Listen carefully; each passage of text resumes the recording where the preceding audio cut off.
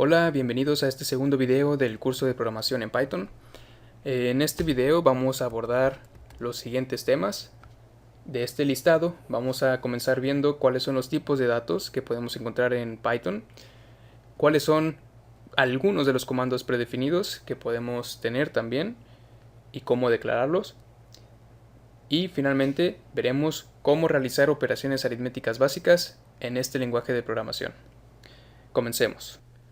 Muy bien, ya estamos aquí en el IDLE o en el entorno de desarrollo, podemos llamarlo así también. Y lo sabemos porque estamos en esta ventana con este encabezado que muestra información acerca de la versión de Python. Y aquí a la izquierda tenemos estos tres símbolos de mayor que a este carácter se le llama prompt y nos indica la línea en la que estamos ubicados y donde tenemos que introducir información o código, una instrucción que va a ser ejecutada instantáneamente al momento de pulsar la tecla Enter cuando acabemos de redactar.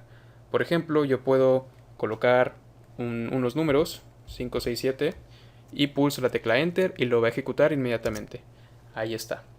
Ahora aparece otro carácter prompt en donde está esperando a nueva información para poder ejecutarla. Ahora voy a empezar a definir los tipos de datos que podemos encontrar en Python. Para ello, primero voy a crear aquí un comentario. Vemos que los comentarios se declaran con el símbolo numérico. Vemos aquí que se puso amarillo y es donde va a comenzar el comentario. Y voy a poner un encabezado que diga tipos de datos para que sea como la introducción del tema, ¿no? Y bueno, empezando con los tipos de datos, tenemos dos tipos. Bueno, tenemos más tipos en realidad, pero podemos distinguir entre dos formas: tipos numéricos y tipos de tipos de datos de texto. Los tipos de datos de texto se declaran entre comillas. Podemos usar comillas dobles o comillas simples, de esta manera. Yo prefiero las comillas simples, pero es cuestión de gustos. Pueden escribirlo de las dos maneras y es totalmente válido. Por ejemplo, podemos escribir una frase dentro de comillas dobles que sea la mítica frase de todo programador cuando empieza a programar, que sea hola mundo. Pulsamos Enter y vemos que lo muestra como tal, con las comillas y todo, el entorno de Python. Sin embargo, si lo vuelvo a escribir, pero con comillas simples, mundo, vemos que, exactamente igual que el anterior, muestra el resultado o muestra esa información que acabo de escribir. Sin embargo, otra forma de mostrar valores o información es con la función predefinida print. Es la primera que voy a introducir a lo largo del video y de los otros videos del curso. Voy a estar presentando funciones predefinidas en Python y pues la primera de ellas es la función print. Vemos que se pone de color rosado o violeta al momento de escribirla porque la identifica como tal. Esta función va con paréntesis, hay que abrir paréntesis para poner dentro lo que queremos que muestre. Print en español es imprimir y lo va a mostrar también aquí en pantalla. Lo que va dentro de los paréntesis se le llama argumento y, por ejemplo, podemos utilizar este tipo de valor, tipo texto, nuevamente, tipo string, para mostrarlo en pantalla. Hola mundo nuevamente. Pulso Enter y lo muestra. Esta vez lo muestra sin comillas porque la función print por defecto toma lo que va entre las comillas. Es el texto literalmente. Es lo que toma. Mientras que si antes lo declaraba nada más como el valor, el texto así solitario, sin la función print, me muestra con todo y comillas. Y bueno, son formas distintas de mostrar resultados o mostrar valores. Entonces, pues pasemos a lo siguiente.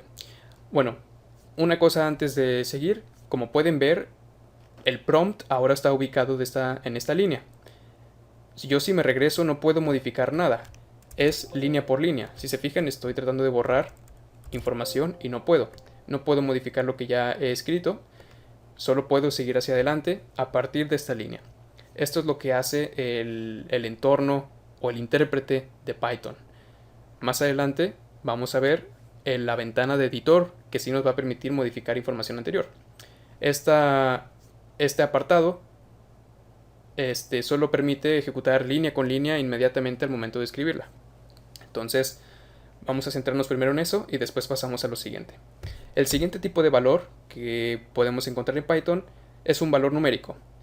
Este valor puede ser, como ya escribí al principio de toda la línea, de todo el código, el 567 es un valor numérico y vemos que es un valor numérico entero. El 5, el 6 y el 7 son enteros. Y también podemos escribir valores numéricos que sean decimales o fraccionarios. 5.5, 4.2, 7.8. Estos valores, aunque los dos son numéricos, se distinguen entre sí porque uno es entero y otro es decimal. En Python, el tipo entero se denomina int, int de integer en inglés, y el tipo decimal se denomina float, o float, sí, que si vemos en esta función, esta es la segunda función predefinida que voy a mostrar. La función type lo que hace es mostrarnos el tipo de dato que tiene el valor que escribamos en su argumento.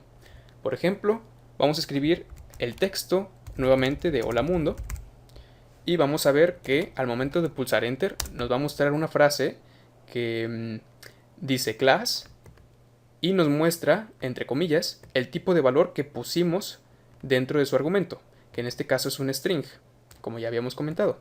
Sin embargo, si ahora en la función type coloco un número, por ejemplo el 5, es un número entero, si yo pulso enter, vemos que nos muestra que su clase o tipo de valor es int, de integer. Y si nuevamente colocamos el type, la función type, para que nos muestre qué valor es el 5.5, nos va a mostrar que efectivamente es un valor tipo float. Así se le llama a los valores fraccionarios o decimales en Python. También podemos encontrar otro tipo de valor numérico, que son el de los números complejos.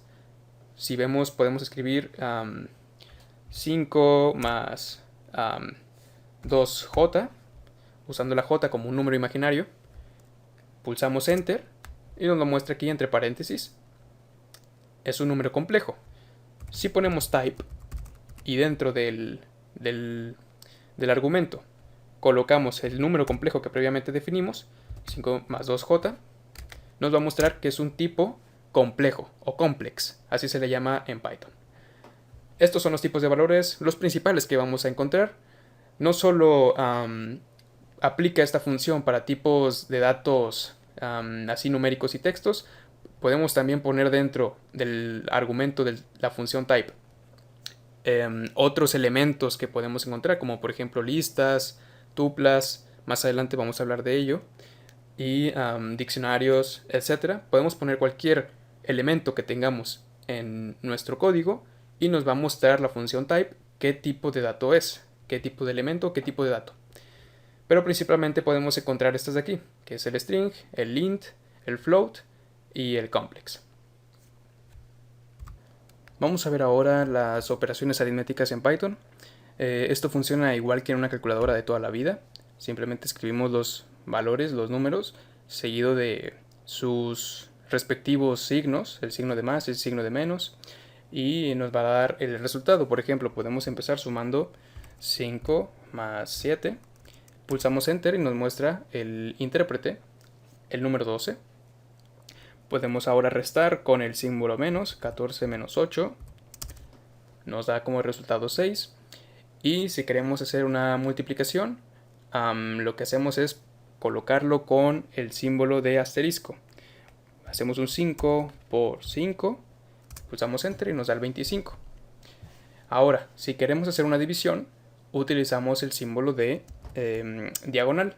El símbolo diagonal es para dividir. Colocamos primero el primer número, 45, diagonal entre 5 y nos da el resultado. Es importante mencionar que cada vez que utilizamos el símbolo diagonal para hacer una división, el resultado nos lo va a mostrar o nos lo va a dar en tipo float. Vemos aquí que es 45 entre 5, es una división exacta, nos da 9. Sin embargo, siempre, sin excepción, las divisiones nos va a mostrar o nos va a devolver valores tipo float. Aquí vemos que nos pone 9.0. es un tipo float. Ahora bien, si tenemos una división inexacta, por ejemplo, 13 entre 3, nos va a dar un 4.333, que también es un float, pero pues esta vez no fue una división exacta.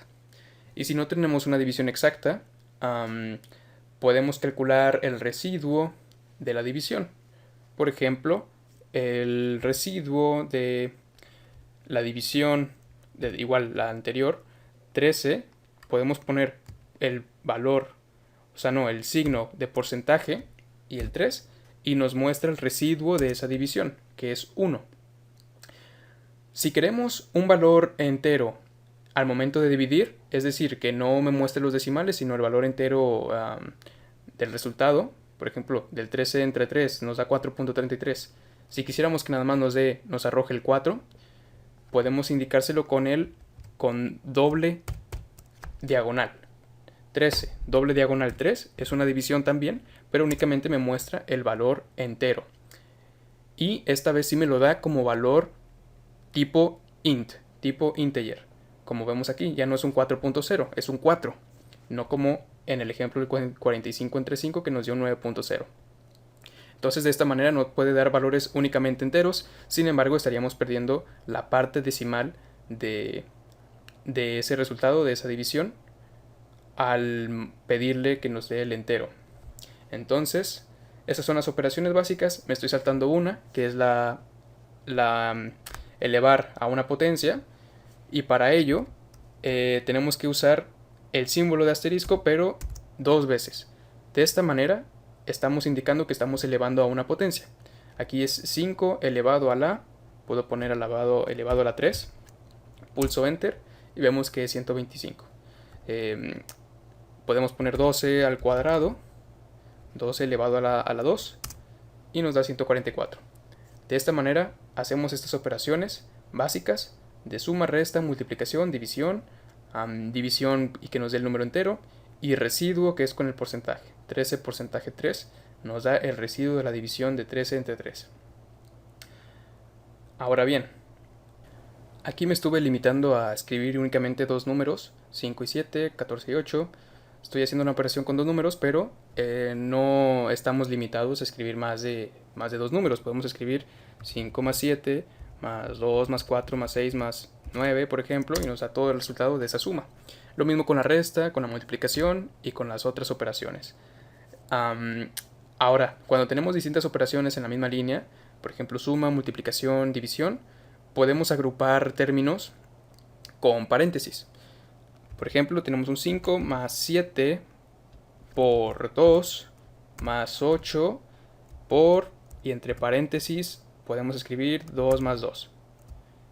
Obviamente, esto sigue la jerarquía de operaciones, empezando con paréntesis, luego con multiplicaciones de izquierda a derecha y finalmente la suma. Y nos va a dar el resultado final de todo esto, que viene siendo 51. Entonces, para agrupar podemos usar paréntesis, siempre y cuando no olvidemos el símbolo de la multiplicación. 8 por todo esto, por 2 más 2. Lo mismo en la división, podemos escribir un 2 más 5 entre, y dentro de la división escribimos un paréntesis con un 3 más 4 por 7. De esa manera. Todo el 5 va a dividirse entre lo que está dentro del paréntesis del denominador, y al final el resultado de esta división se le va a sumar al 2. Vemos el resultado aquí, que tenemos un 2.1612, y podemos notar que al haber una división, sabemos que siempre una división va a arrojar un valor tipo float. Entonces, este valor tipo float se le va a sumar al valor entero, que es el int, es el 2, y va a dar todo esto. Siempre que tengamos en una línea de distintas operaciones, por ejemplo esto, de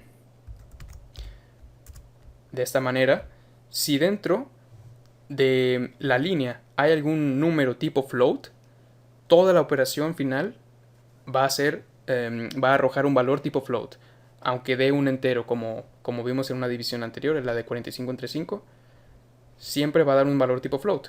Por ejemplo, aquí si hago esta